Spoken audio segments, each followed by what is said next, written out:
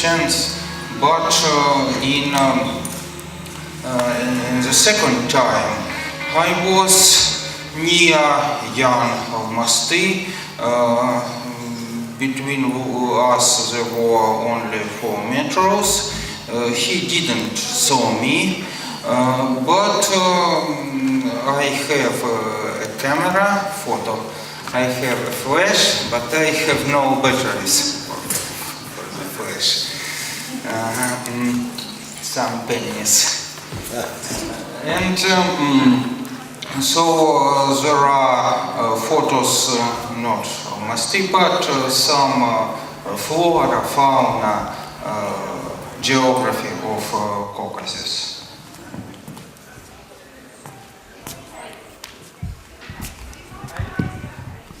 Yes, that's one of the points. You see snow part of mountains, and the other part covered by wood forest. As usual, we work in this green part. Well, that's avalanche. I don't know, is it right English word, avalanche, snowfall. All that is snow, but dirty. There is a time, there was July. During winter, these avalanches kills many animals. Wild boars, wild goats, etc. And in summer, many of predators comes to these avalanches and eat meat of these animals, because there was summer and snow became a water.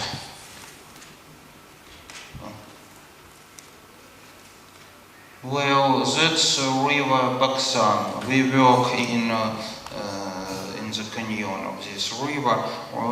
River is not very broad, as you see, but a dangerous mountain river.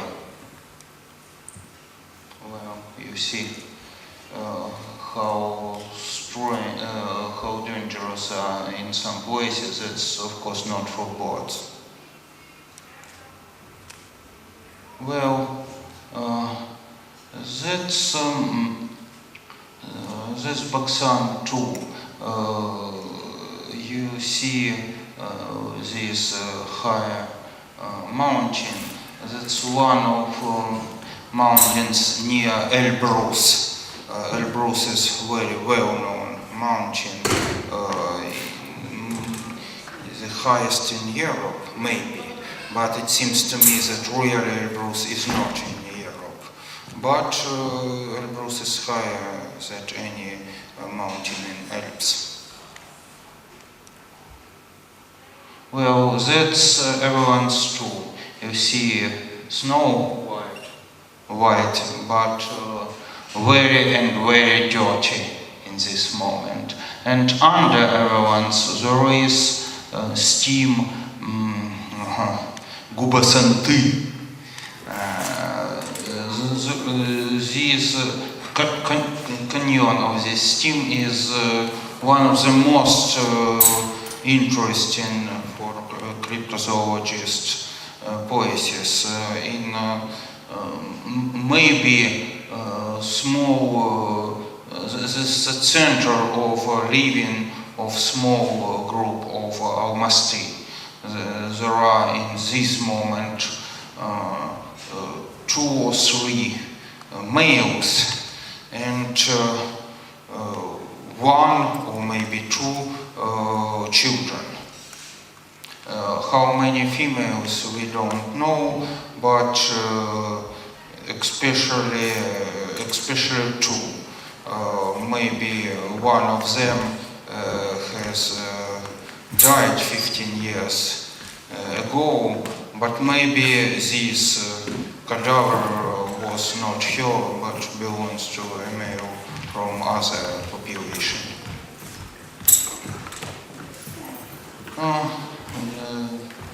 You see water, snow, and dirty places. Well, in this old house, there was a meeting. Almost sometimes comes in empty houses, and young company meet him when they came for something like picnic. There was a grown-up male, and he stand in one of the rooms of this absolutely empty house, and he was hope that they not come.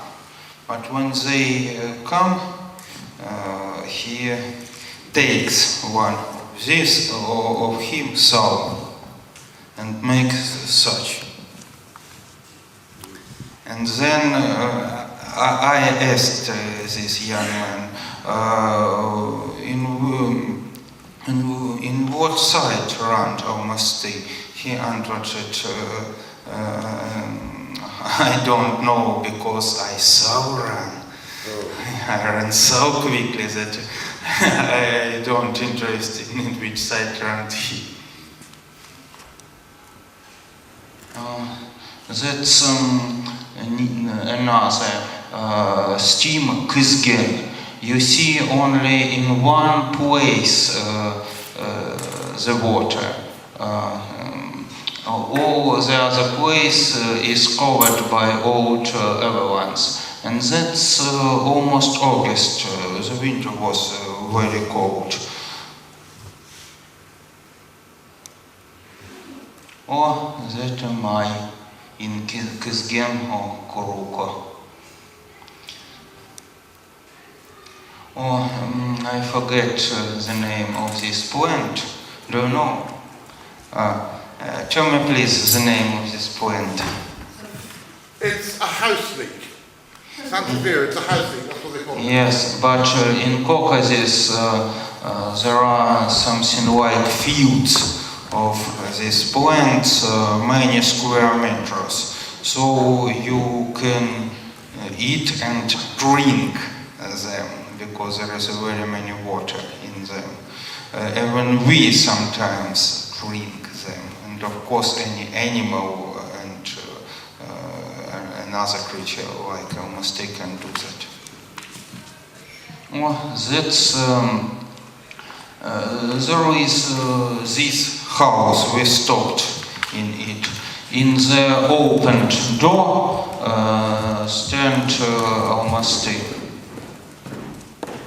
there was a year before we came this place, so 3 years ago.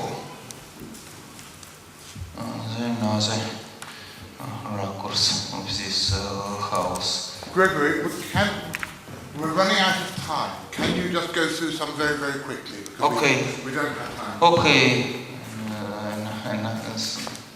This house. The other place. No. I forget the name. Near Kizgen and Kuruko. You see, this plant is very beautiful. That's a small, not city, but country, Neutrino. Today he is half dead, and the steam is Gubasanti. That's one of small steams, it seems to me, Berlin. Oh, I stand near fence near the wall. That's a fence of a school. As you can understand, there is a very empty place during all the summer school. Near the same place stand grown-up male almosti, and you see how I stand, and he stand so.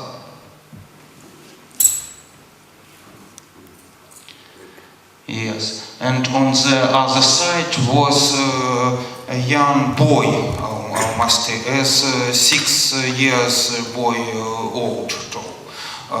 That's very interesting. There are 3 times that local people meet this couple during 2 years. A very large, as suspect large male and a boy. Where is his mother? We don't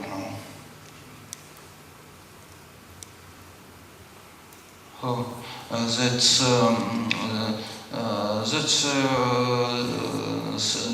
near that school. You see Baksan in this place, but there is a village, but during the night any creature can go this way. For example, jackals went there. One of local people who saw almosti with me and Sidorenko. Rhododendron, very nice plant. Rhododendrons. There is a Caucasus National Park near Elbrus. Yes, these men found a body of a dead young female, almost maybe female. But he reagered as, for example, a Scottish Highlander of 16th or 17th century reagered when he saw a dead hobgoblin. So for white brother there is absolutely closed information. Only many years later, when he understands that nobody of his family had died and he is alive, he tells us. We even tried to find this place, but he had forgotten the place, and there were very many evidences during these 15 years, so that's impossible to find. Here is that place where he saw the body and even make something like a tomb from stones. But there is like 3 or 4 football fields square of this place, and many evidences during these years. As you see, a grotte. There are very many little caves, grottes. Well, glacier, Caucasian glacier near Elbrus. That's Belim, steam in which was found, near which was founded collarbone. Belim? Oh. I in worry. So such is transport in Caucasus, worse than in Congo and Gambia.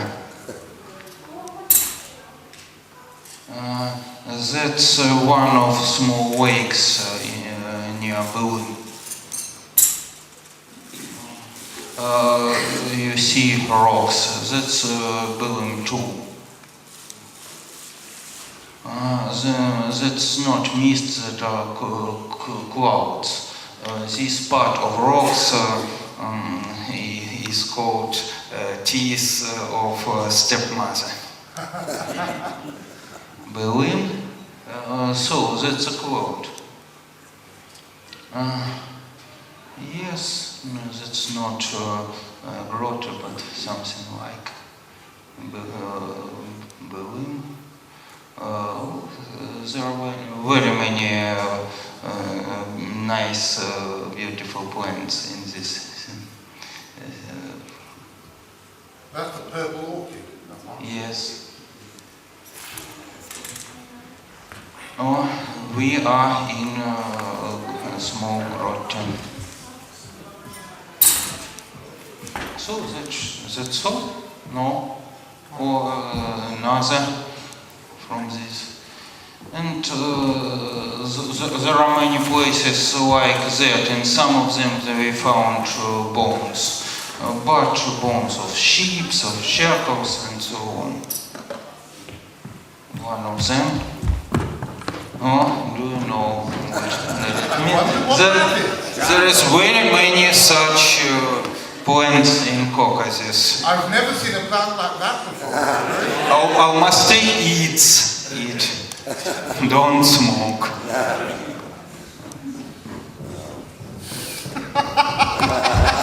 I never thought it would be Gregory would be the first person to show pictures of dead plants. That's a winter collective farm for sheep.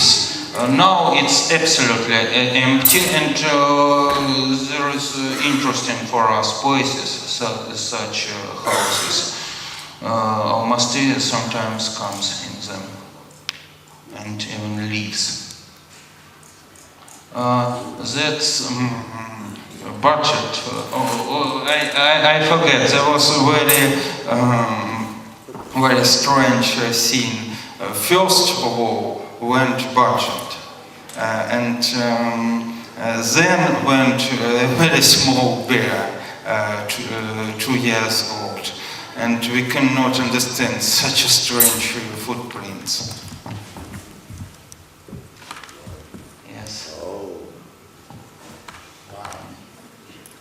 But of course, that's our camp near Berlin, part of our camp.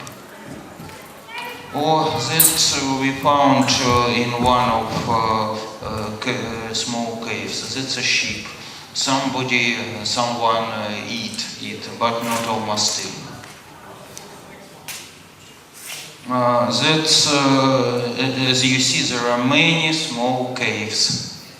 In one of them I have found shin bone.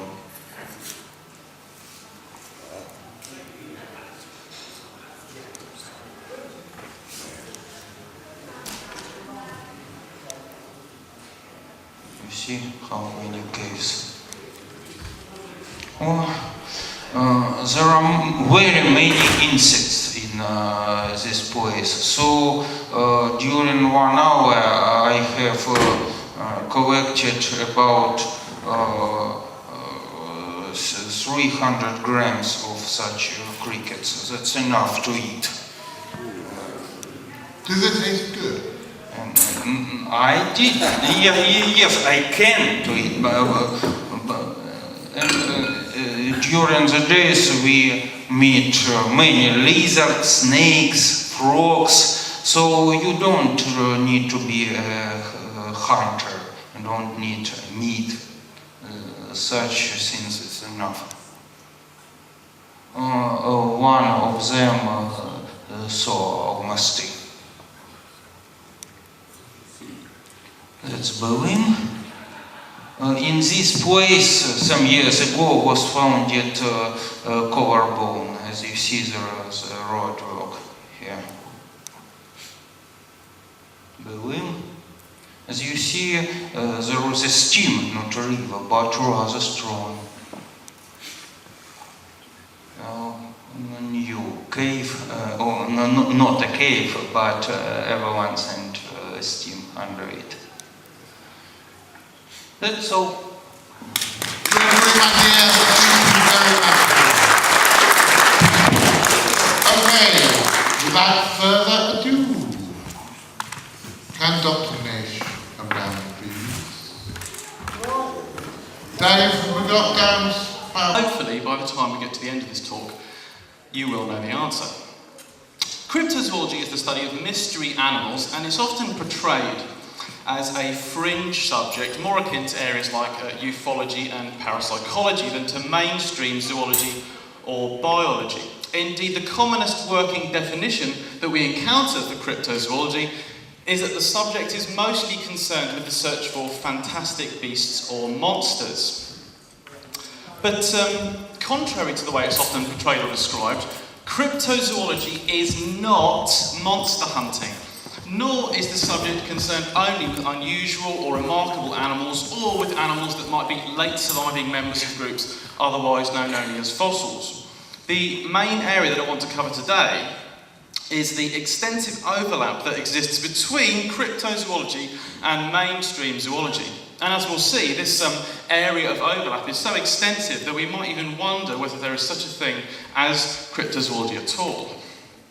Now, it's worth noting at this point that various different people have had various different interpretations of what cryptozoology is and what it encompasses.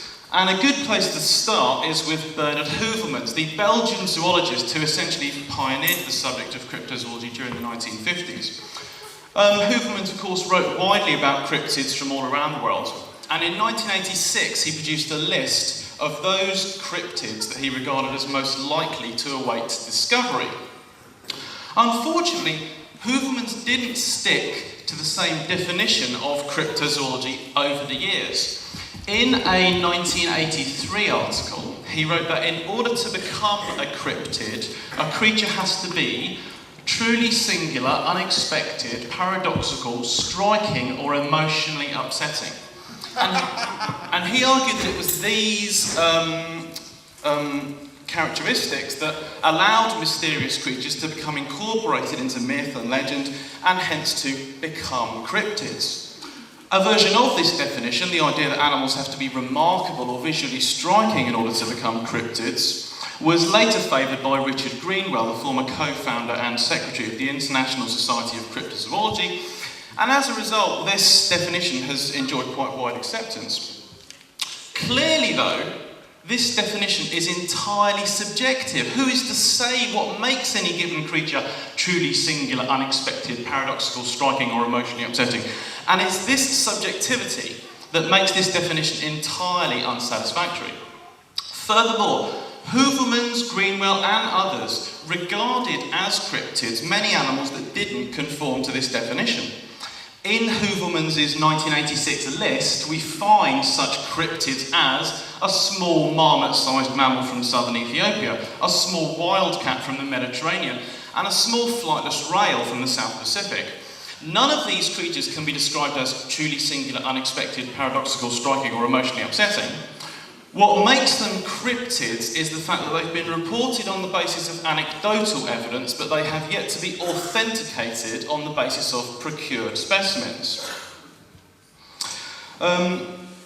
Theoretically, a small brown or grey lizard, an insect, a small fish, a rodent, a small dull bird, reported by eyewitnesses but not matching any officially recognised species, is a cryptid, even though it's thoroughly dull, unremarkable, and unlikely to be incorporated into myth. So cryptozoology should be defined as the study of animals that are known only from eyewitness or other anecdotal evidence, from sightings, photos, stories, or accounts. And in this respect only, they're different from the animals for which we have type specimens, that is, specimens that have been obtained and later deposited in museums or other collections. So there is no requirement at all for a cryptid to be unusually large or morphologically remarkable or anachronistic or in fact special in any way.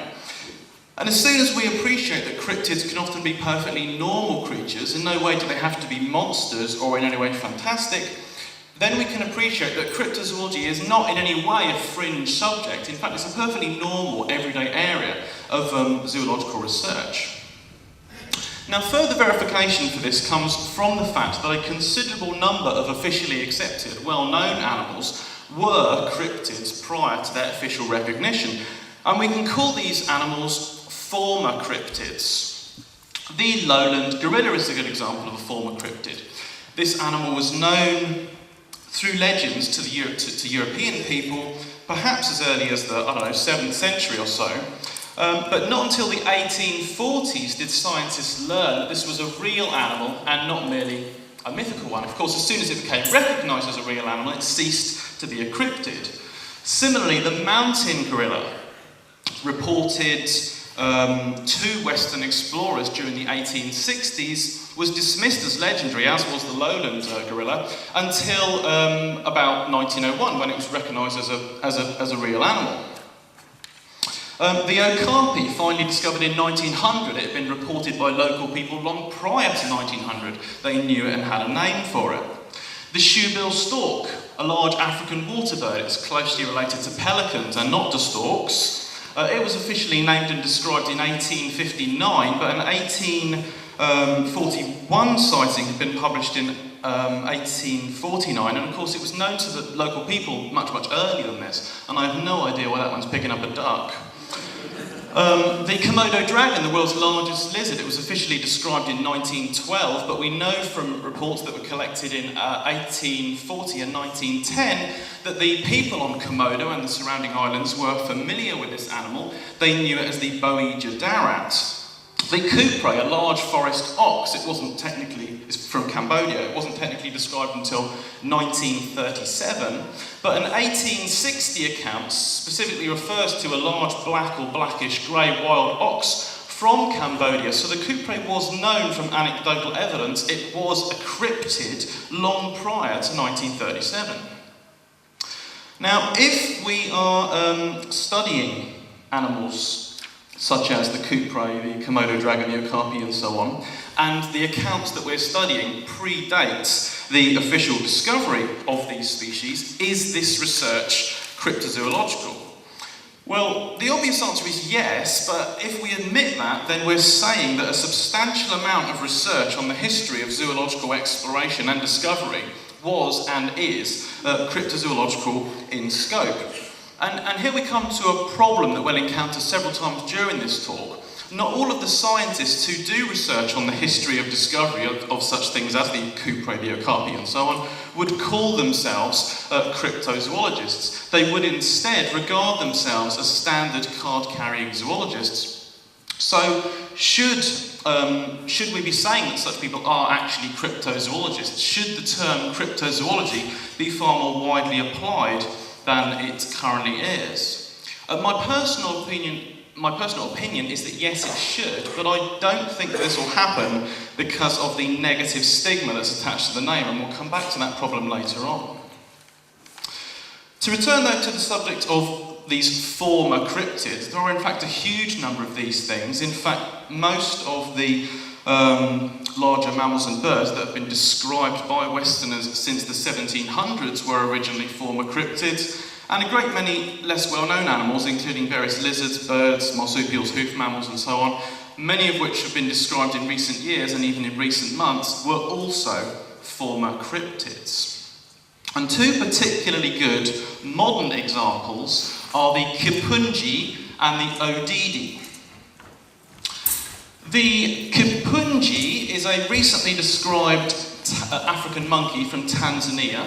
It was described in the pages of the technical journal Science in May 2005.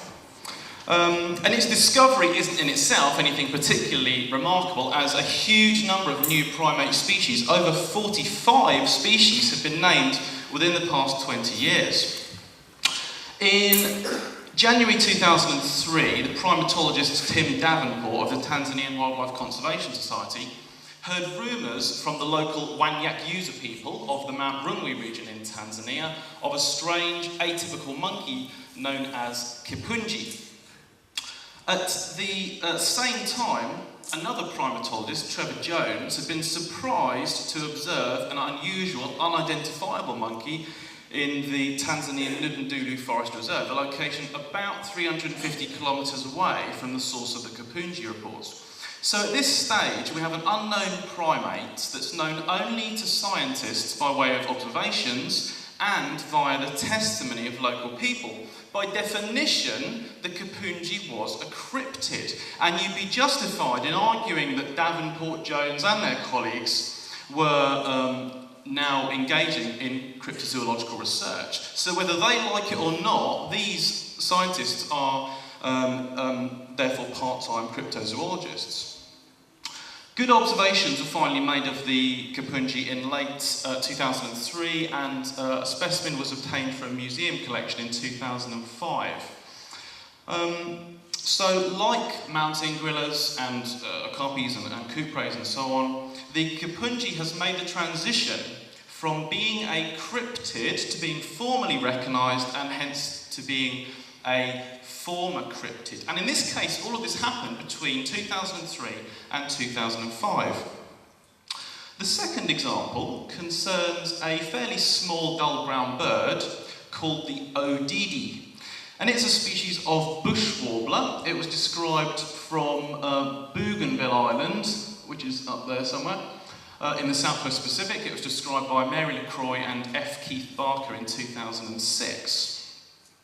Bush warblers are small, dull brown passerine birds. They occur throughout Asia and the islands of the Southwest Pacific. We have one species here in Europe, Chetty's warbler. It should probably be known as Chetty's bush warbler, and in fact this is the name that's used for it in India and elsewhere. Again, what makes the odidi interesting isn't the fact that it's recently discovered, as a reasonable number of new bird species are named every year. What makes the odidi of particular interest to us is the fact that prior to its official discovery, this bird was a cryptid. It was known only from its vocalizations, from its song, for many years, and its identity was always a mystery. Jared Diamond, a biologist who specialises on the birds of New Guinea and the surrounding region, he reported hearing the song of an unidentified Bougainville Island bird in 1975. He likened this song to that of a thrush, and he learnt that the local people knew of this bird as the kopipi, or the odidi. Another ornithologist who specialises on the birds of the region, Don Haddon, he quite literally wrote the book on the birds of Bougainville Island. He reported hearing the odidi in 1979, and various other ornithologists have reported it over the years. Finally, in January 2000, Haddon managed to obtain an actual specimen, and as he had in fact predicted in his book, the odidi proved to be a bush warbler. It's a rather large, short-winged chestnut-coloured species. Compared to the other bush warblers of the Southwest Pacific, the odidi is huge, fully 4 grams heavier than any of the related species. It has a particularly wide bill, a robust leg, and long toes. And in view of Haddon's long quest for this species, it's fitting that in 2006 it was named after him. Its scientific name is Chettia haddoni. So this is another animal that's made the transition from being a cryptid to being a former cryptid. So by pursuing cryptids, mysterious animals known only from anecdotal evidence, not recognised by science, the zoologists that I've just been talking about are all they're all employing the research methods of cryptozoology, and whether they like it or not, are therefore part-time cryptozoologists. Now, using these techniques to discover obscure African monkeys and small brown birds is one thing, but 2 zoologists, both based in South America, have used classic cryptozoological research techniques to, it would seem, discover some very surprising new animals. The first of these researchers is Dutch primatologist Mark van Roosmalen. Van Roosmalen has been working for many years on Amazonian primates, and together with his colleagues, he has described the black-crowned dwarf marmoset, named in 1998, the Rio Akari marmoset and the Rio Manakori marmoset, both of which were named in 2000, Bernard's titi monkey and Stephen Nash's titi monkey, both of which were named in 2002. He's also discovered several species that have been described by other teams of scientists, including the Satari marmoset, which was named in 1998, and Roosmalen's dwarf porcupine, which was named in 2001. Now, what's been largely unappreciated until quite recently is that Van Roosmalen's primary method of learning about these new animals is essentially cryptozoological. By discussing animals with the local Caboclos people, he's been able to learn about animals that, like the Capungi and the odidi, are known to the local people but aren't recognised by science. And the results have been outstandingly successful. To date, Van Roosmalen claims to have documented about 20 new types of Amazonian mammal. They include new deer, new tapir, a new river dolphin, a new manatee, a new big cat, several new small carnivores, several new large rodents, and multiple new primates. Among the most remarkable of these is the giant peccary, a formal description of which was published in June of this year. Van Roosmalen learnt of this new giant peccary from the Kabaklos people, and accompanied by a photographer and a journalist, he succeeded in seeing and filming some of these peccaries in 2004.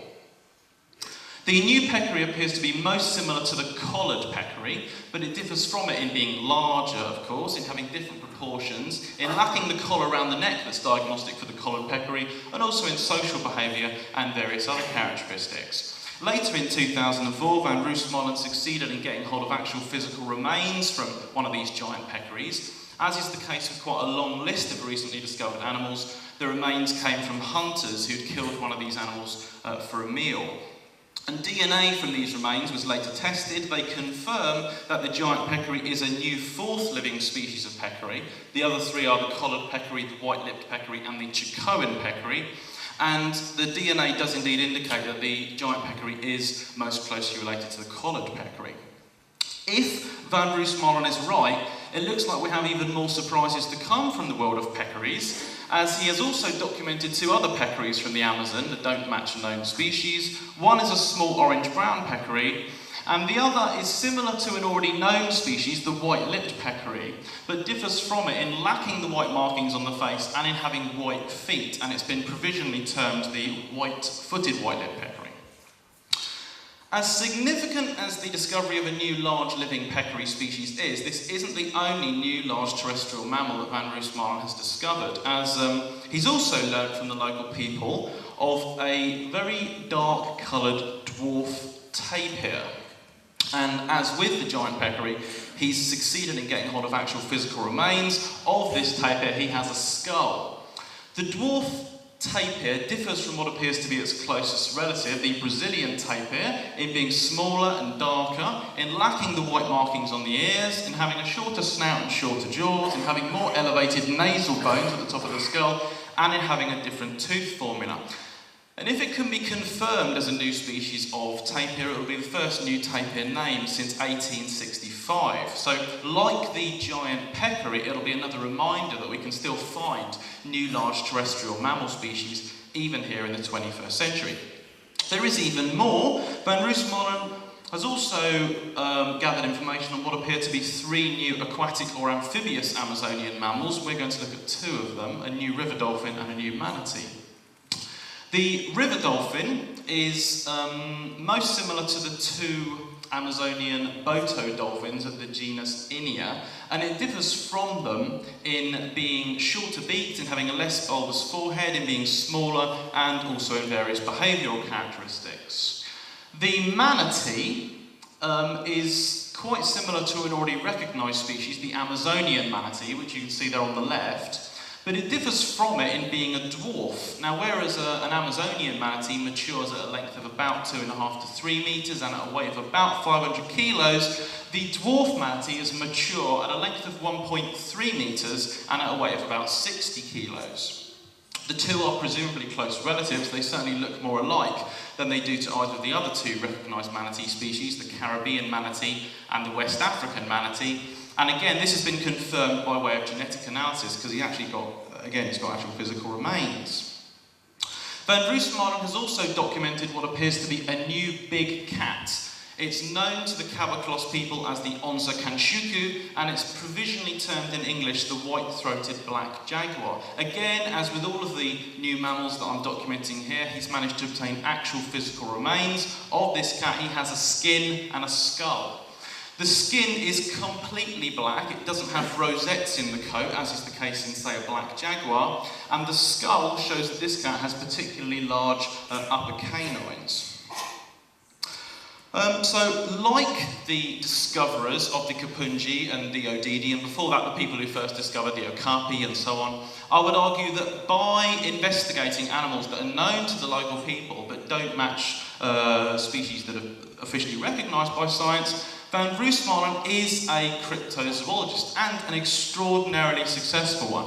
And if you want to learn more about his many discoveries, do visit his excellent website. If you want the web address, come and see me afterwards. Some of you might be aware that Van Roosmalen was recently imprisoned in Brazil, charged with the crime of biopiracy, and this is completely unjust. Many scientists, both in Brazil and all around the world, are protesting against this. I learned from Carl Schuch yesterday that Van Roosmalen was released on parole yesterday, but that's not the end of the ordeal yet. Anyway, elsewhere in South America, exactly the same type of research is being carried out by the Peruvian ornithologist Peter Hocking. Hocking has explained how he developed the habit of talking to local hunters about the animals they knew. Most of the time these animals matched known species, but in several cases they didn't. And in a 1993 article published in the journal Cryptozoology, Hocking documented several mammals from the Peruvian Amazon that are unknown to science. They include a large, dark, long-snouted monkey known as the isnachi, a small bear, which is apparently quite distinct from the spectacled bear, the only officially recognised bear in South America, and 2 or 3 mysterious big cats, one of which we'll come back to in a moment. Hocking's main area of research interest is ornithology, and his research on Peruvian birds has resulted in the description and discovery of several new species, including the wavy-breasted parakeet, discovered in 1965, the Apurimac spinetail, which was discovered in 1968, and the golden-backed mountain tanager, which was collected by Hocking and colleague Manuel Vla in 1973. So if you had any doubts, these discoveries and others basically confirm that Hocking is a perfectly normal, qualified zoologist who has made a number of officially accepted contributions to mainstream zoology. But of course it's his work on cryptids that is of greater interest to us. And of the Peruvian mystery mammals that Hocking has documented, he's managed to remains belonging to one of them. And this is a skull that apparently belongs to one of these big cats. A photograph of this skull was published in a 1996 article. My copy of that particular photograph isn't very good, so I've redrawn the skull from the photo. But courtesy of science writer Matt Billy, I've been able to obtain a better quality full colour photograph that shows the skull from the front. It's that one down there on the right. This skull is very interesting. It apparently belonged to a large striped cat, and Hocking refers to this as the striped tiger. It's nothing to do with the striped Asian cats that we more normally refer to as tigers. The term tiger is used throughout tropical America for various large cats. And the owner of this skull must have been quite large, apparently bigger than an average jaguar. You can compare it to the jaguar skull there on the left. And you can see the two are quite different. The striped tiger skull is somewhat taller and narrower, has quite distinctive height to width ratio. Pictures of this skull have been shown to several mammalogists, including a few big cat specialists, and it does seem agreed that the skull does not belong to either of the 2 officially recognised larger cats from South America, the puma or the jaguar. So this all sounds very exciting, but well, the fact that we haven't heard any news since 1996, 11 years ago, does suggest that the idea of this representing a new species later proved to be unfounded or mistaken. So I'm trying to find out exactly what is going on and why we haven't heard more news. But regardless of that, the point is that Peter Hocking, a technically qualified zoologist who's made a number of contributions to ordinary zoology, also engages in cryptozoological work and can be considered a true cryptozoologist. So by now, I've made this point several times, you'll be familiar with the idea that people ordinarily regarded as mainstream zoologists do sometimes or often engage in cryptozoological research. And I emphasise that I've only really scratched the surface. There are tens of other zoologists who could be mentioned. The result of all this is that it's very difficult, if not impossible, to define a boundary between cryptozoology and mainstream zoology. And there are perhaps 2 solutions to this problem. One is that we should abolish the term cryptozoology altogether and argue that anyone who's investigating a cryptid is simply doing zoological research. The other is that we perhaps get more zoologists to recognise what cryptozoology really is and try and get rid of this monster hunter label and the negative stigma that is attached to the name. However, we do have to remember that cryptozoology isn't just an extension of pure zoology.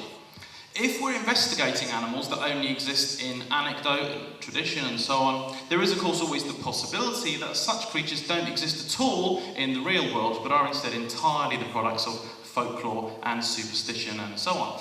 And of course this means that cryptozoology has an overlap with another field of research, and this is with the study of folklore. So I would say that a zoologist can indulge in cryptozoological work, a folklorist can indulge in cryptozoological work, but a dedicated cryptozoologist combines research on both zoology and folklore. So the term cryptozoologist is actually used for three quite distinct types of researchers, and this is something that hasn't really been acknowledged, and I think it explains why different areas of cryptozoology have different levels of credibility.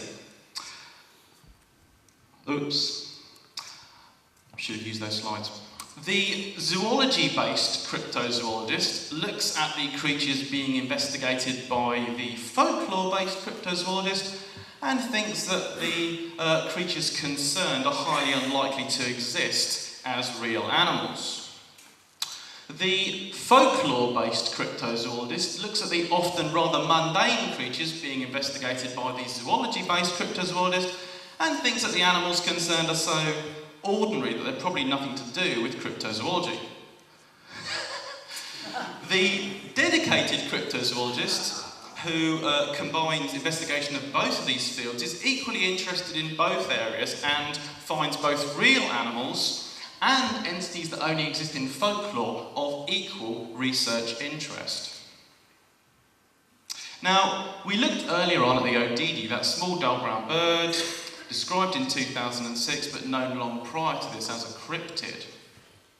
And the odidi brings us to yet another area that again blurs the boundary between cryptozoology and conventional zoology.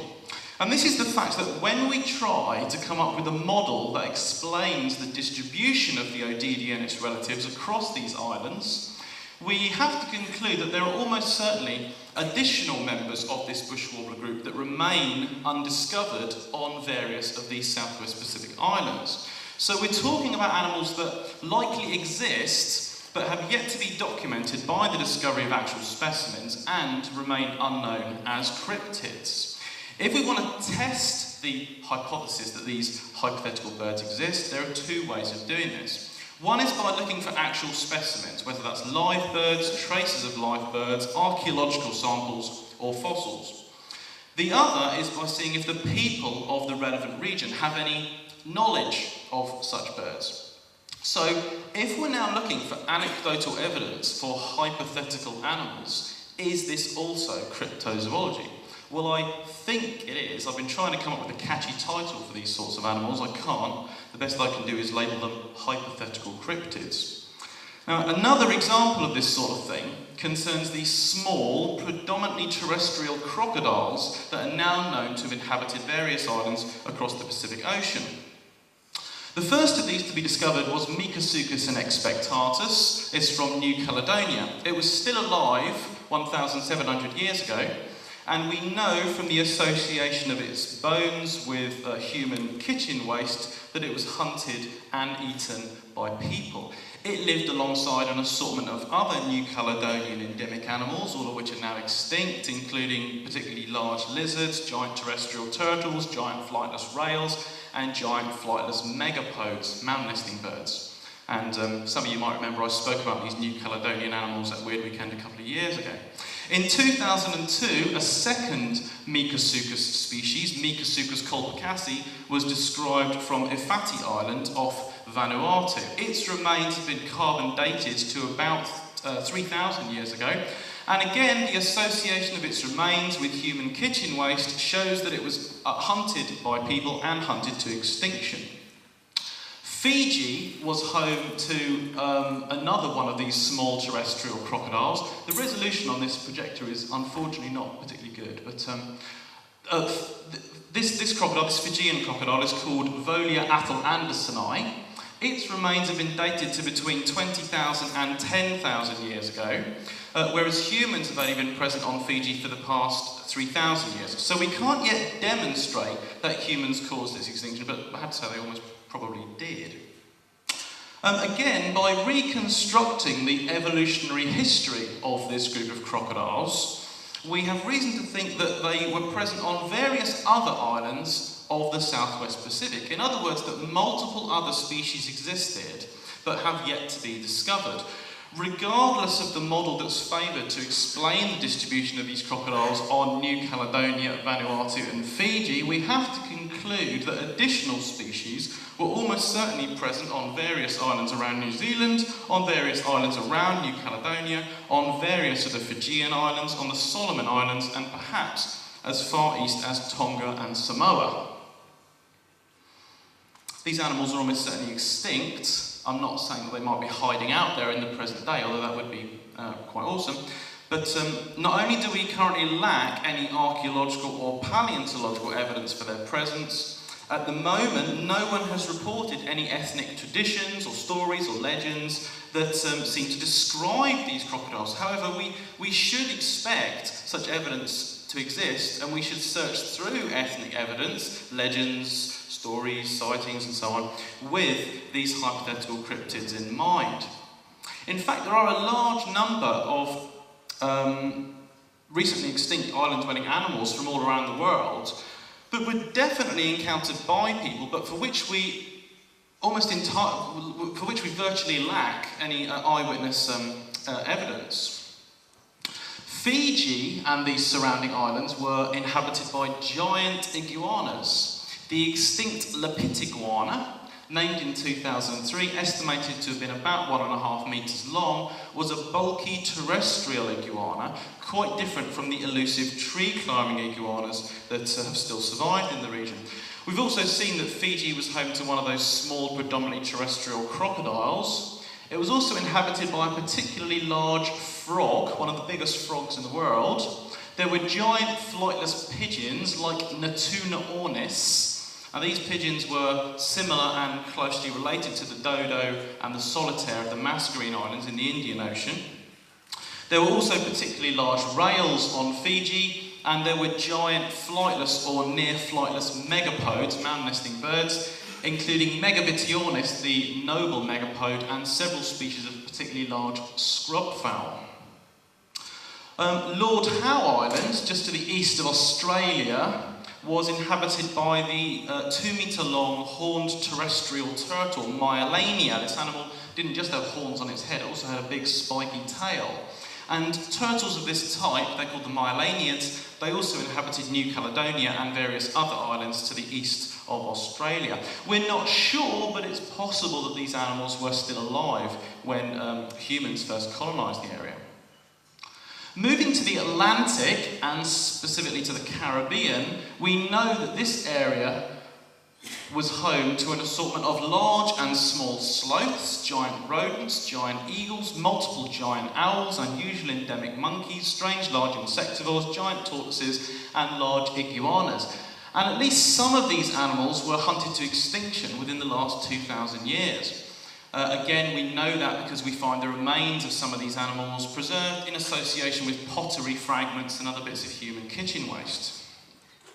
Carbon dating work published this year has shown that some of these Caribbean animals, like the large spiny rat Heteropsimes and the peculiar squirrel-sized West Indian shrew Nisophontes, were still alive when Europeans first reached the area during the 16th century.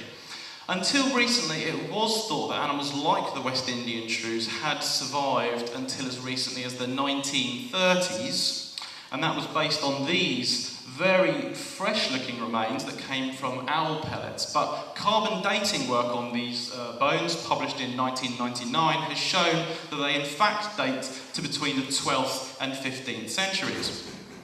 Regardless, it's really surprising that we have very few eyewitness records of any of these creatures. There are a handful of accounts that seem to describe some of the giant rodents, There is one published reference to possible sightings of West Indian shrews, and there is one possible eyewitness account of what might be one of the Caribbean sloths. Oops. Oh, I'm missing a slide. Oh well. But why don't we really...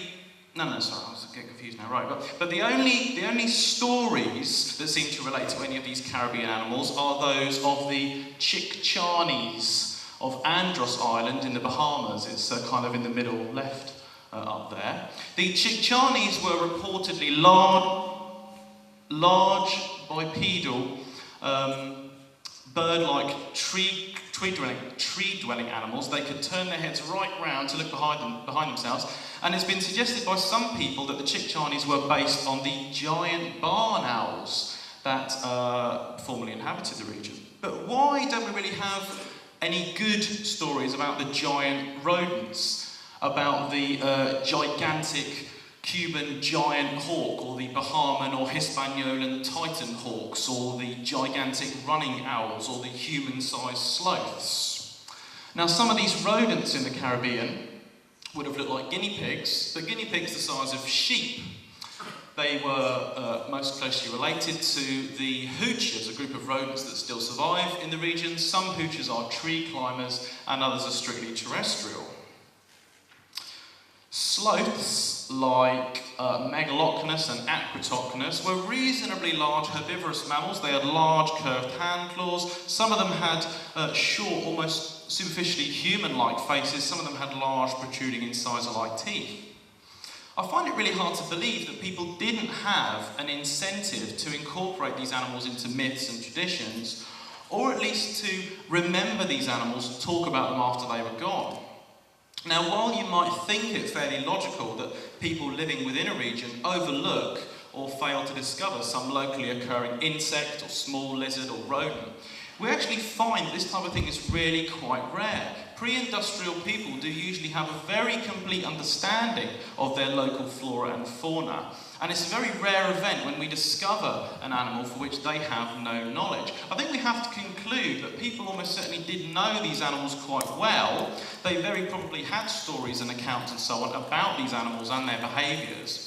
It's just that we either have yet to discover or we've lost this body of ethnic evidence. And in fact, that last idea that we might have lost this ethnic evidence does seem to be the most likely one.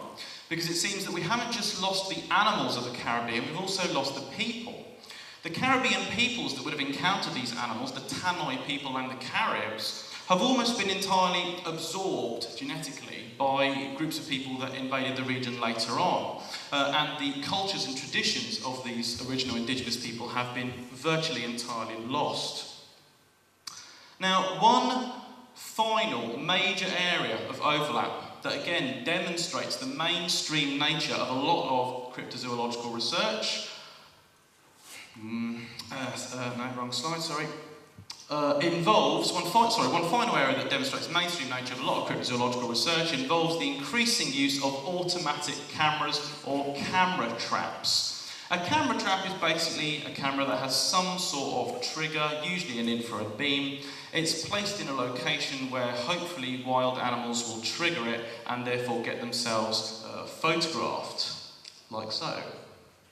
Camera traps are cheaper and more widely available than ever before, and as a result they're being increasingly used by field biologists all around the world. And this is great news for the documentation of obscure and cryptic animals. Using camera traps, field researchers have been able to, for example, photograph animals like Lowe's Cervaline genet and the large antlered muntjac for the first time in the world ever. In 2006, camera traps took photographs of Sumatran rhinos, the first time they'd been photographed in the wild since 1932.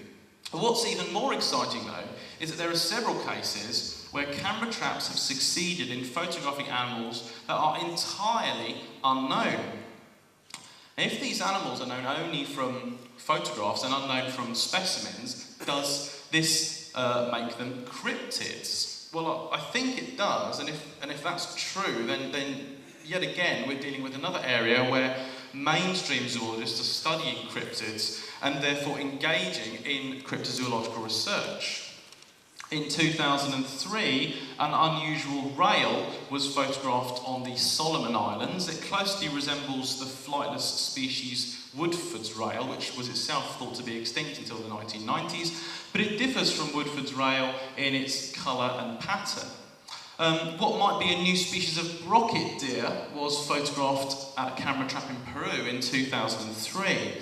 Better known than either of these rather obscure animals is this unusual reddish mammal, photographed again in 2003 in KN Mantarang National Park on Borneo. This animal, it was photographed at a camera trap set up by the Swiss World Wildlife Fund, proved to be quite an enigma. It couldn't be identified by any of the zoologists on the team, and local people weren't really able to recognise it from the photographs either. So should this animal be considered a cryptid? Well, if it really is a new species, known only from a few photographs, then yes, the evidence for it isn't any better than the evidence for a lot of other animals universally regarded as cryptids. However, despite suggestions that this animal might be Hose's civet, which it certainly is not, recent work has shown that it can be identified as a giant flying squirrel, believe it or don't. So, right, we come to the end section now. Where does all of this leave us?